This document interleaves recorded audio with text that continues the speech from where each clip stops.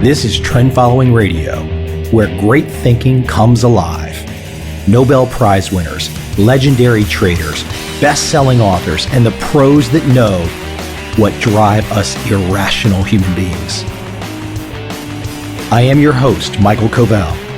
Not filtered, raw, honest. That's my passion.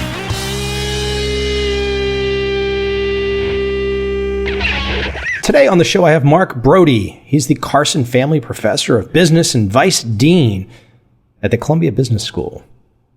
His research focuses on quantitative finance and sports analytics. His golf research has appeared in academic journals and many golf publications. He developed the new strokes gained approach to analyze the performance of amateur and professional golfers and has worked with the PGA Tour on their implementation of the strokes gained putting statistic. Now, we all know about Moneyball. We all know about Bill James and John Henry, Michael Lewis, the movie, Brad Pitt. It looks like my guest today has carved out that niche for himself. Golf science.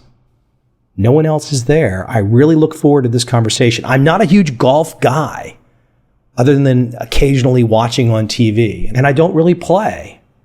But when it comes to sports, and as a baseball lover, when it comes to sports and science and statistics and looking at things in a new way, and my gosh, trend following trading, it's all about science.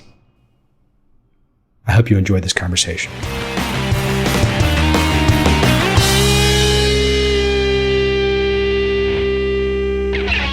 So as a day job, a professor, derivatives, risk management, portfolio optimization, but you've got kind of a side passion. And the best way that I can describe this, and you can correct me if I'm going off on a tangent here, but you've seemingly become the Bill James of golf. Oh, I think that's rather kind of you to say, but I've been trying to take my academic financial kind of quantitative finance background and apply the same tools to analyze the game of golf. And I think golf has been stuck for many decades in these traditional statistics of fairways, greens, and putts. And now with this new shot length data, there's just a lot more insight and analysis that you can do because you have this much richer data set. Before you get into some specifics, though, and we're going to talk about golf and you applying numbers and data to it and looking at statistically and drawing inferences, lessons, people that can learn from your work.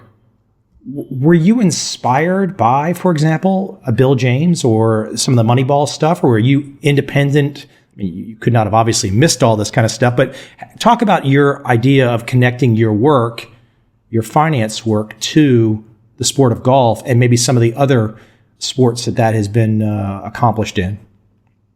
Well, I started this before the movie Moneyball and the book Moneyball, but I'm generally interested in analytics applied to sports, whether it's football, hockey, basketball, or baseball. So I do follow the other sports a bit, but my golf interest was partly because I've been a golfer most of my life, and there are some questions that I wanted to answer that I didn't know the answers to. Traditional stats couldn't answer them very well. So if a golfer has an average score of 90 and he wants to drop 10 strokes from his score, how would he do that? Where would those strokes come from? Would more of them come from putting or from hitting it longer or from better iron shots? So that was one question I wanted to answer. And just a part of that question is, if a golfer could hit the ball 20 yards further, how much would they expect their score to go down? And those seem pretty simple, fundamental questions that we couldn't answer with the data that existed prior to 2003. Does it even get back to a more simple question? Why do golfers win? Sure. I mean, that's all, different ways of phrasing kind of the same thing. You want to identify where a golfer's strengths and weaknesses. Why does one golfer win when another golfer doesn't? What does it take to win? What does it take to excel at the sport? Those are all different sides of the same question, I think. Let me use an example that's current. So I guess, 2 out of the last 3 years, we've got a guy named Bubba that hits it really long, winning down at the Masters. not doing a terrible amount on the tour beyond that, but I mean, we all know deep in our gut, if this guy shows up and he starts smacking the ball farther than everybody and he's winning, there should be something to that. There should be something we can draw from that. And there is something from the data that you can draw from that, isn't there? I'm not necessarily just talking about him alone, but that idea of getting the ball longer than others has its advantages, doesn't it? Oh, absolutely. And it ripples through the game, because hitting your drives further means that you have a shorter iron approach shot into the green. So driver wedge is a lot easier than driver 5-iron. And if you're, have a really long hole and it's driver 5-iron for some people and driver 4-wood for somebody else, then the person that hits the ball 20 yards further is often the guy that can launch a 5-iron or a 4-iron really high into the air and land it pretty softly, which is important on modern courses today, which have hard and fast greens. So being able to bomb the ball is only part of it, and you can't win by just driving, but it gives you a big leg up on the competition. And I'd say one of the things my research has shown is that the most important key to winning is approach shots. And the golfers that tend to win the most are the best putters out of the best ball strikers. And if you take a look at the other side of the coin, who are the best putters, and when they have good ball striking tournaments, they don't win nearly as much as the best putters out of the best ball strikers. So you see Bubba Watson, Dustin Johnson, Sergio Garcia, Tiger Woods, Phil Mickelson, those guys up at the top of the leaderboard more weeks than you see Greg Chalmers, Aaron Baddeley, Graham McDowell, and some of the best putters at the top of the leaderboard. So, one of these classic phrases in golf, and I'm not really a golfer, but I played a lot of baseball, so I have a sense of statistics in sports. Drive for show, putt for dough. This is one of these things where people have long thought. And what you're describing is, it's not exactly accurate. What I would love for you to do, take a few minutes, take 5 minutes, take 10 minutes, but I would love for you to kind of give this synopsis, the capsule of how you started, the software that you used, the data sets that you went after, just talk about this process in short form, what you went after, how you started, your methodology, what were you doing? Sure. Well, I realized in order to answer these questions, I needed to have better data. And by better data, I mean, where did shots start and where did they finish? And I scoured, the internet back at the day, and there just wasn't this information available in books or online. So the biggest hurdle for me was I realized I had to write a program to be able to collect amateur data for their golf shots on the course. Where did the ball start and where did it finish? So if you want to figure out how accurate is an amateur golfer hitting 150-yard shots from the fairway or 150-yard shots from the rough, you need that data. And I realized if I had that data, I didn't know how I could do the analysis, but I realized I had the tools to be able to do the analysis. But the first step was to get the data. And to get the data, you need to write a program. And that's really a pretty challenging task, because it's not like writing a Fortran or a C program where you're just calculating some numbers. It's got to be graphically based, and this was before Google Earth. Mm-hmm. So you had to figure out how are you going to get an easy software package for people to be able to record their shots. And so that was a huge undertaking, and it took several false starts and probably 3 years worth of programming that I had other programmers do it. I wasn't doing it. I was sort of directing the programming. But that's what enabled this program called Golf Metrics, enabled us to start collecting amateur data. And so I spent basically 10 years now collecting 100,000 amateur shots to be able to analyze. And then part of this is being in the right place at the right time. The PGA Tour started with their shot length data collection system in 2003. And so they started collecting almost exactly the same information. Where do PGA Tour golfers' shots start and where do they finish? And they did every shot at every tournament in every season since 2003. So they now have a database of about 12 million shots that I could analyze as well. And the way I analyze it is I take their data and I put it through my golf metrics program, and that way I can analyze amateur and professional data in the same way. So the beginnings of this was really a sort of a software data collection exercise, and a lot of the advances in baseball, basketball, soccer are being made possible by new technologies that allow for this better data to be collected and analyzed. Mark, did you have any sense of where the data might go before you crunched it, or were you crunching that first round of data, so to speak, and having aha moments going, wow, I've just really stumbled into something? No, I really had no preconceived notions of what the results would be.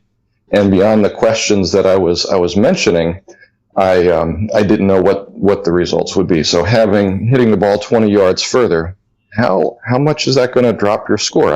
I really didn't know. And so it was partly just a long process figuring out how to analyze this data. And then I thought about, well, we can create handicaps for somebody's driving, and a handicap for their iron play, and a handicap for their putting. And then I started to fiddle around with that and realized I wasn't going about it in a way that made a whole lot of sense, that it wasn't internally consistent across shots. And then I realized that you could just measure the quality of every shot using this idea of strokes gained, which I originally called shot value, which was not a very good term for it. But you could analyze, instead of how good is somebody's driving or their putting or their approach shots, you want to start with how good is an individual shot. And that's sort of the building block for all of the results that follow after that. And if you can measure the quality of a shot, then you can add it up and measure how good of a driver is somebody. You can add up all their putts and see how good of their putter they are. And you can also break it down into short putts, medium putts, long putts. So if somebody's not a good putter, you can take a look at their long putts and figure out how many strokes are they gaining or losing relative to a benchmark, and really kind of pinpoint a golfer's strengths and weaknesses. And I think that's really quite valuable for improving your game overall. You know, I saw a comment from you or attributed to you, and putting accounts for just 15% of the scoring differential between the top 10 golfers in the world and the average PGA Tour pro. That's right. So if an average PGA Tour pro is one stroke worse than these top 10 guys, about 0.15 strokes per round is due to their advantage or their disadvantage in putting. And that was just surprisingly small. And most people look at that, and some people say, oh yeah, I knew that all along. And others are scratching their heads saying, how can that be? But when you take a look at the rankings that strokes gained putting gives, most people look at those and say, yeah, that really makes sense. Those putters at the top of the strokes gained putting list are widely acknowledged to be the best putters in the world. So many golfers, even if they don't understand the details of how strokes gained putting is calculated, believe the results because they pass the smell test, they look really good. And then when you just do the simple math, that's the result that comes out. The top 10 golfers on the PGA Tour only gain about 15% of their shots relative to the field with their putting. 85% comes from tee to green play. Well, again, length. Sure. I mean, yeah, if you take a look at the difference between amateurs and pros and say, well, how can that be? And would I, as an amateur golfer, rather have Phil Mickelson hit my drives? I average about 31 putts per round, which is not great, not terrible for an amateur.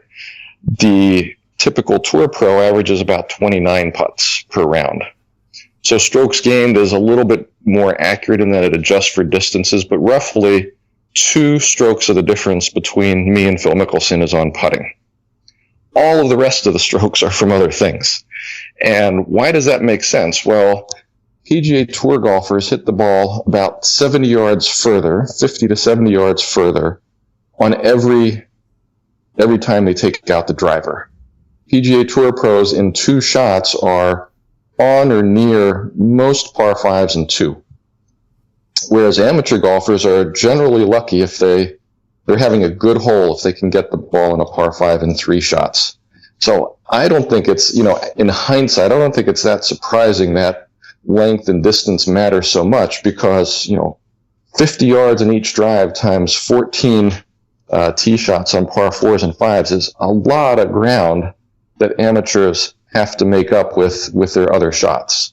And I think that in the end makes it more intuitive why the long game and ball striking and length are so important. But it's not only important as a separator between pros and amateurs, it's also what separates Rory McIlroy and Bubba Watson from average tour pros. There's a lot of distance that they gain on average tour pros. It's just phenomenal that this past year, Rory McIlroy averaged nearly 20 yards longer than an average tour pro.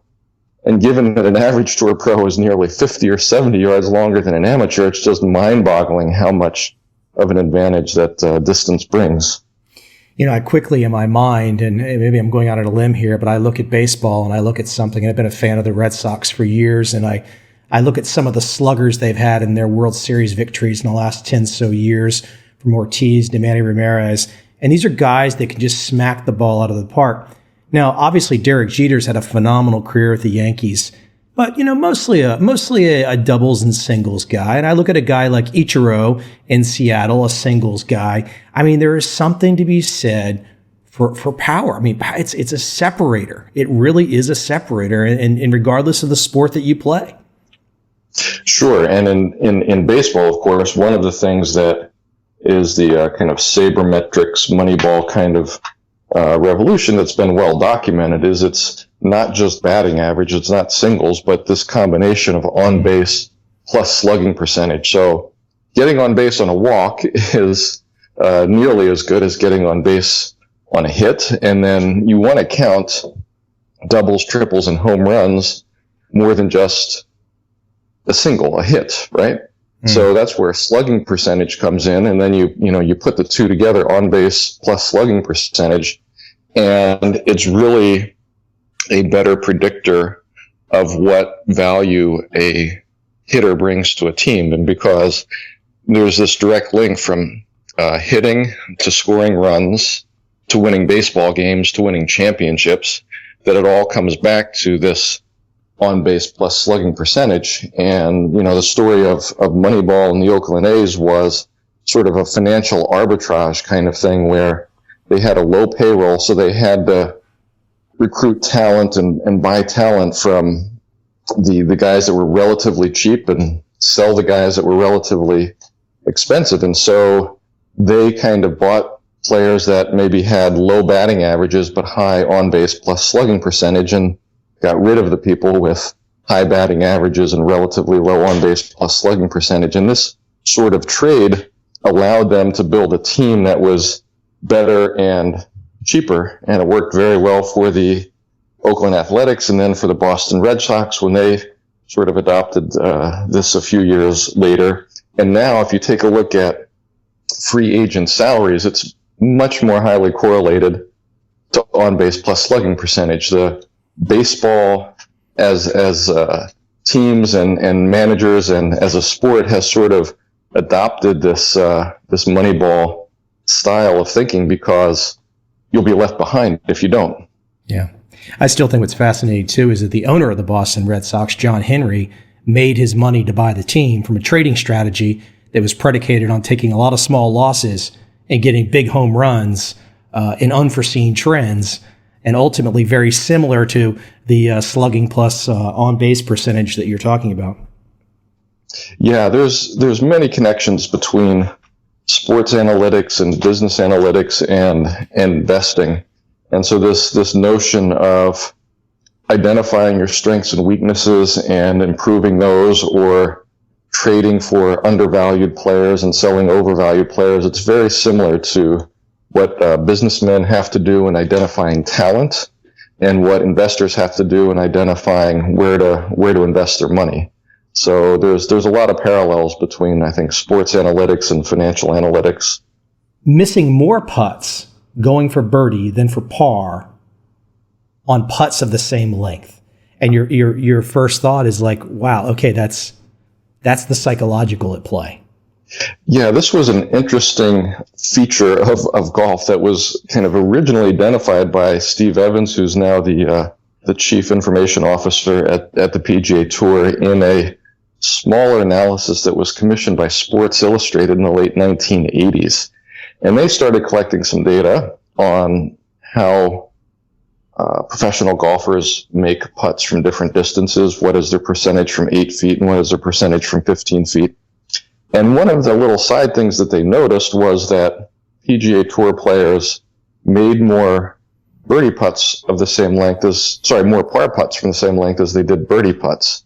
And then this was further analyzed by a couple of academics that published a paper on this, and they sort of attributed the effect to loss aversion. And I looked at the data a little bit more carefully, and I think the effect there is just very, very small. That it might be there, but it's much less than has been reported in the past. And my takeaway from this is you've really got to analyze the data very carefully in order to draw conclusions about motivation for birdie putts and par putts. But one of the things that came out to me in the data was how much better golfers did at second putts of the same length compared to first putts.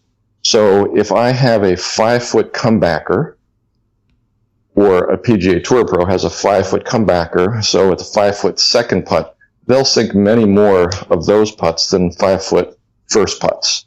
And so to me, that says there's a huge advantage from looking at how the ball rolls by the hole and understanding the slope of the green and how it's going to break, and doing well on second putts is just a clear indication, I think, of the advantage of, or the importance of, green reading, and how you can watch putts go by the hole to see how they break.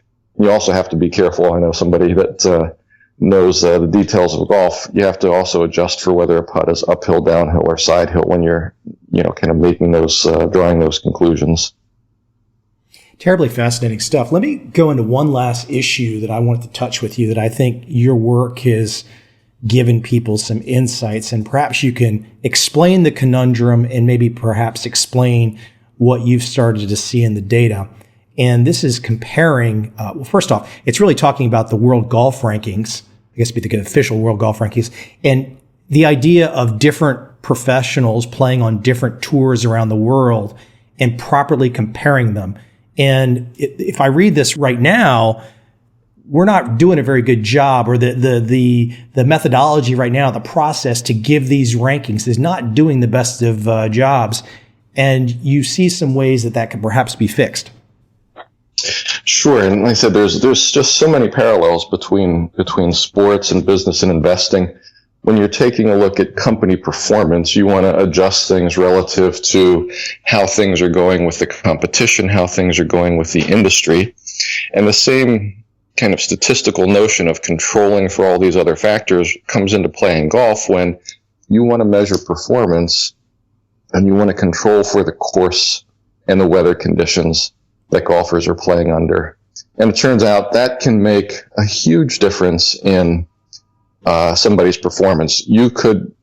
Somebody could be shooting a 70 on one course and somebody else shoots a 72 on another course, and you'd think the 72 is a worse score than the 70, but it could be that it was just a 5-stroke harder course than the other one where the golfer shot a 70. So when you see a score, you need to be able to decompose that into how much of that was due to a golfer's skill and how much was due to the difficulty of the course. So you want to decompose this observable thing, which is score, into two unobservable things, which are course difficulty and golfer skill.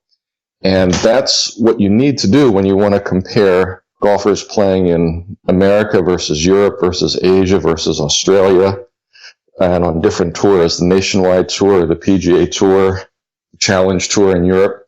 So an easy way, I think, to understand this, if you take a look at the scoring leaders on what's now the web.com tour, they score better in terms of absolute numbers than on the PGA Tour. They have lower scores on the Web.com Tour than they do on the PGA Tour. And nobody in their right mind that knows a little bit about golf would say, oh, why don't we just send the Web.com players to the Ryder Cup because they're better? It doesn't make sense. They're just playing on easier courses. So if you want to come up with a world ranking of people across tours and across countries, you need to properly adjust for these course effects. And in work that I did with Dick Rendelman, who's a professor at University of North Carolina and Dartmouth, we showed that the way the official world golf rankings are done are quite biased and weighted against PGA Tour players. So at the top, it actually does a pretty good job because many of the top players play on both tours. Between the majors and the World Golf Championship events, you've got a lot of the very cream of the crop playing against each other on the same courses at the same time. But when you get further down, like 50, 100, 150 in the rankings, you've got European Tour players that primarily play in Europe and American players that play primarily in America, and Asian players on the Australasian Tour or the Asian tours that play primarily over there, and you need a way to fairly compare everybody. And when Dick Rendelman and I did it, we found that the PGA Tour golfers were ranked much lower than they deserve to be when you're looking at spots around 50 to 100 to 150, and that basically too many points or too much weight was given to other tours relative to the PGA Tour. So it matters because if you're in the top 50 in the official World Golf Rankings, you get to play in all the majors and the World Golf Championship events. And then it's much easier to stay in the top 50 once you're in the top 50. But it does hurt the PGA Tour players, and we've been trying to highlight this, and I appreciate the question so that we can kind of get the word out and bring a little bit more pressure to bear on the governing bodies to try and make a more fair and mathematically justified system, which the official World Golf Rankings is not. It started off by something that, Mark McCormick of IMG did on pencil and paper, and it just sort of evolved from the early 70s into what it is today, but it was never, as far as we could find out, mathematically justified or checked to see whether it's doing a reasonable job or not. Fascinating. There's something that affects a sport with so much passion about it, so many people caring about it, that something like that an inefficiency like that could exist. It's amazing. Yeah, but it's similar to football rankings in college football and coming up with a national championship. You want to rank college football teams that don't play each other. So one team is playing 10 other teams over here, and another team is playing 10 other teams over there, and they might have a couple of opponents in common.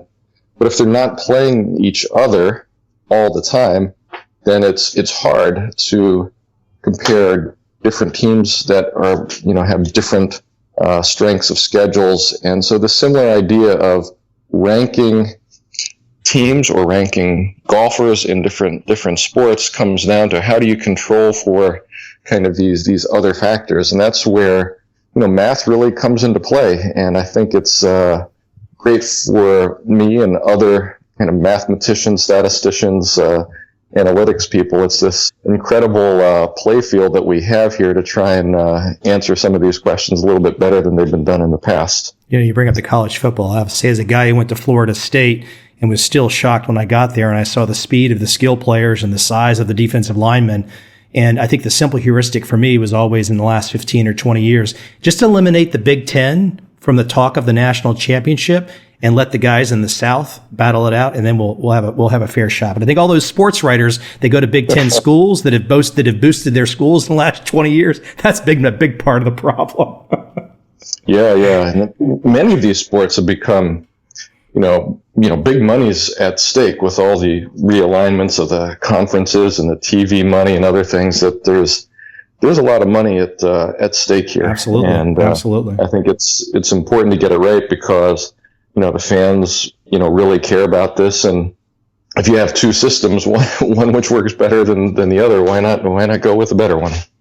Well, I think we can end up there, but I have to say also too, in the South, they probably pay better for their players in college. So I say that facetiously. But hey, Mark, the book is called Every Shot Counts. Clearly, they can Google your name and find you at Columbia and find all kinds of other white papers, resources, etc. Anywhere else we should send them? Well, I have a website now, everyshotcounts.com, where I've been doing some kind of blog posting. I've also been writing for PGA Tour.com and a monthly column for Golf Magazine. So this has all been fun to try and not only get the word out, but it gives me a chance every week or every month to try and analyze the data and answer questions that readers have. So once I started on this path, I said, this would be a 2 or 3 year research project. But like many academic problems, the more you get into it, the more questions and interesting challenges that come up with, the Ryder Cup being played this week.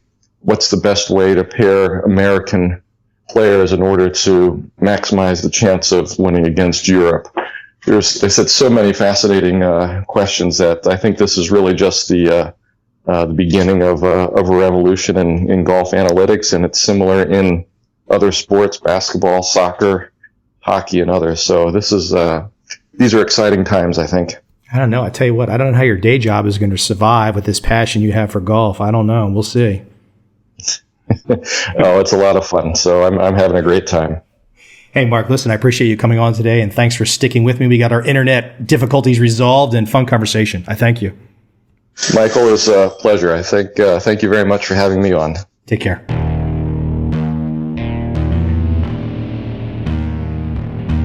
I see a time when those awake will understand how to make money in up, down, and surprise markets.